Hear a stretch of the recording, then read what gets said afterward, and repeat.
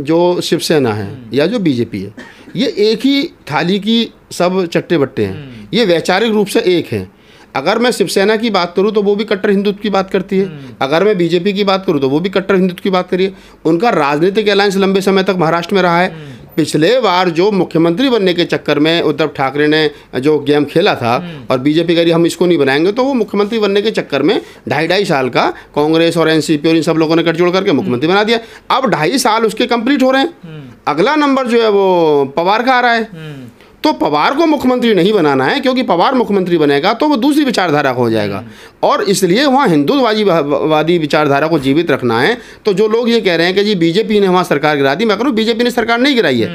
BJP का कोई, BJP ने कितना इसका रोल है मैं ये नहीं कर रहा, लेकिन बीजेपी किसके लिए दोषी नहीं है, इसके लिए शिवसेना दोषी है। शिवसेना ने जब देखा कि अब शरद पवार को जो है वो मुख्यमंत्री बनाना पड़ेगा, तो उसने अपने 48 विधायक जो तोड़ करके भेज दिए और वो चले भी गए और उनको पता भी नहीं चला। जो आदमी मुख्यमंत्री है और जो पार्टी का प्रमुख है, उसके 55 में से 48 विधायक टूट करके चले जाए, उसे पता नहीं चलेगा। और वो आदमी लड़ नहीं रहा, कुछ नहीं कर रहा, कोर्ट का सहारा नहीं रहा, कुछ नहीं कर रहा, कहीं जा नहीं रहा, रात के अंधेरे में बंगला खाली कर रहा है, तो उसे मालूम है ना एक नाथ शिंदे को आके तो 48 विधायक लेकर के चला जा और मैं जो है वो बंगला खाली कर दूंगा बीजेपी के साथ मिलकर, तो गवर्नमेंट बना। तो ये स्क्रिप्ट लिखी हुई है इसमें, ये देखिए यही तो है। ये हमारे बहुजन समाज के नेताओं को समझना चाहिए कि वो अपनी जो वैचार की है उसको बचाए रखने के लिए कहाँ तक समझौता करते हैं। उनको लगा कि हमें हिंदूवादी विचार को जिंदा रखना है महाराष्ट्र में, ठीक इसी बात को ध्यान में रख करके उद्धव ठाकरे ने गेम कर दिया। उन्होंने कहा था ठीक है मेरा 2.5 साल कंप्लीट हो गया, अब ये नहीं बनना चाहिए बीजेपी का बन जाए, क्योंकि विचार एक है, उनकी विचार की एक है। तो बीजेपी के साथ गवर्नमेंट बनेगी, बिल्कुल बीजेपी गवर्नमेंट बनाएगी। मुख्यमंत्री देख लेना आप, 1-2 दिन में क्लियर हो जाएगा मुख्यमंत्री किसका होगा। मुख्यमंत्री बीजेपी का होगा और जो है वो उप मुख्यमंत्री एकनाथ शिंदे होगा, या एकनाथ शिंदे को कोई अच्छा मंत्रालय मिलेगा। तो आप इस चीज़ को समझिए, क्योंकि बीजेपी और शिवसेना एक ही, अलग नहीं है दोनों में से कोई से। लेकिन अब तो दल बदल कानून भी लागू नहीं होगा, विधायक ज्यादा चलेगा। वो तो होगा ही नहीं, वही 1/3 से ज्यादा चलेगा ना। तो फिर बचा क्या शिवसेना के पास में 7 विधायक बने, वो भी चले जाएंगे। उद्धव ठाकरे उनसे भी कहते हो तुम भी चलो। यही खड़े हो रहे हैं जो पार्टी के प्रमुख हैं, अभी मौजूदा वो मुख्यमंत्री है और उनको पता ही नहीं चला, उनके विधायक और सांसद भी जाने लगे। अब तो मैं वही कह रहा हूँ आपको गजेंद्र जी कि ये सच है जो हमने पहले कहा था कि ये कांग्रेस का या एनसीपी का या शिवसेना का गठबंधन बनता ही नहीं है, दूर दूर तक वैचार ही नहीं मिलता। जब आपके वैचार की एक नहीं है तो आप गठबंधन किस बात का है। तो वो तो जब बीजेपी उस समय पर गठबंधन उसके लिए तैयार नहीं हुई उद्धव ठाकरे को मुख्यमंत्री बनाने के लिए, तो इसलिए उद्धव ठाकरे ने उनके साथ समझौता कर लिया, जबकि वो वैचार की एक नहीं है उनकी।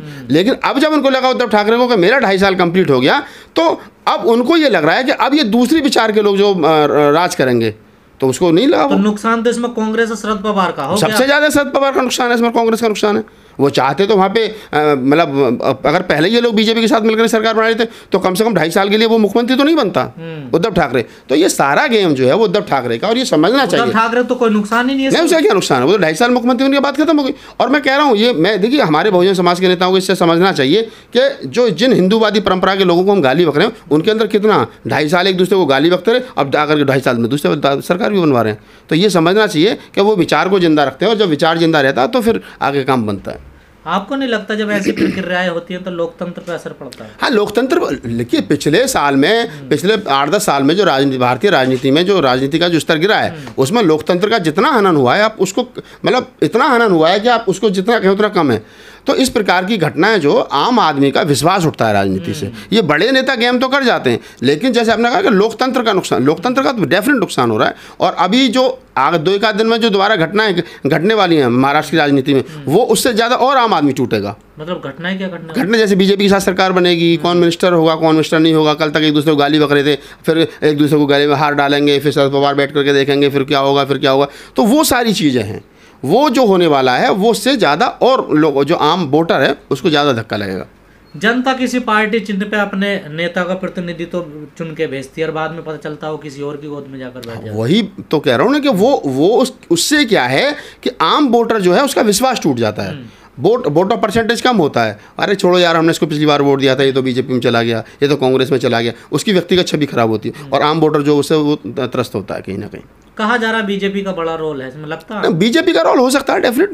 मैं इसके लिए मतलब इग्नोर नहीं कर रहे मेरे सवाल को, लेकिन हम ये भी कह रहे हैं कि बीजेपी का रोल भी क्या, अभी नजर तो नहीं आ रही ना, कहीं नजर नहीं आ रही है, लेकिन आप देखिए कि पर्दे के पीछे बीजेपी हो सकती है। बीजेपी कोई सरकार बनाने की भी बात नहीं कर रही है बीजेपी सरकार, लेकिन आप इस बात को समझिएगा 48 विधायक वो तोड़ करके लेके गया है, तो वो लेके कहाँ जाएगा उनको? ऑप्शन तो बीजेपी ही ना, कांग्रेस तो अब रही नहीं। ऐसा तो नहीं शरद पवार से मिलकर सरकार बनाई? शरद पवार से मिलकर के फिर क्या करना, शरद पवार के साथ तो सरकार ऑलरेडी चली रही थी। भाई शरद पवार इतना पागल थोड़ा ही है कि पहले तो अब 2.5 साल के लिए इनको मुख्यमंत्री बनाया, अब 2.5 साल के लिए एकनाथ शिंदे को मुख्यमंत्री बनाया, क्यों बनाएगा वो?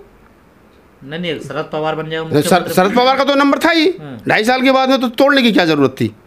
इसके पीछे कहीं ना कहीं वही है कि बीजेपी के साथ मिलकर के, पर ये खबरें भी चल रही हैं। हाँ, एकनाथ शिंदे जो है बीजेपी के साथ मिलकर के महाराष्ट्र की गवर्नमेंट को बनाएगा, और वो वहाँ दिख भी रहा है। ये हमारे जो लोग हैं अब इनके पास मौका है, तो ये जो लोग विरोध कर रहे हैं, क्यों कर रहे हैं, कैसे कर रहे हैं, ये वो लोग जाने।